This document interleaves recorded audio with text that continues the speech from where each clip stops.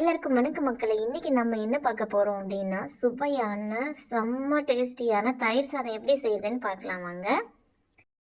தயிர் தாளிப்புக்கு முதல்ல நம்ம எண்ணெயை ஊற்றிட்டு கடுகு, இதோட நீங்கள் கடலைப்பருப்பு அதிகமாக சேர்த்துருந்தாலும் சேர்த்திக்கலாம். நான் உளுந்து, அதுக்கப்புறம் சீரகம், மிளகு கொஞ்சம் சேர்த்து ஃப்ரை பண்ணிக்கோங்க. அதுக்கப்புறம் கருவேப்பிலை, சின்ன வெங்காயத்தை இந்த மாதிரி பொடியாக நறுக்கி அதையும் தாளிச்சிக்கோங்க. அதுக்கப்புறமா காஞ்ச மிளகாய் இல்லைன்னா பச்சை மிளகாய் உங்களோட ஆப்ஷனல் தான், உங்களுக்கு எது தேவையோ அது போட்டுக்கோங்க. உப்பு போட்டு பொன்னிறமாக வணங்குற வரைக்கும் வணக்குங்க. அதுக்கப்புறம் இஞ்சி பூண்டு பேஸ்ட்டு கொஞ்சமாக சேர்த்துட்டு இதையும் வதக்கிக்கோங்க. பொன்னிறமாக வணங்கின அப்புறம் தயிர், நல்ல கெட்டியான தயிர் எடுத்துக்கோங்க. முக்கியமான விஷயம், தயிர் சேர்க்கறதுக்கு முன்னாடி நீங்கள் ஸ்டவ் ஆஃப் பண்ணியிருக்கணும்.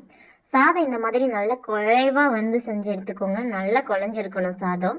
அதுக்கப்புறமா அந்த தயிரோட நம்ம இந்த சாதத்தை போட்டு மிக்ஸ் பண்ணிக்கலாம். நல்லா மிக்ஸ் பண்ணிக்கோங்க.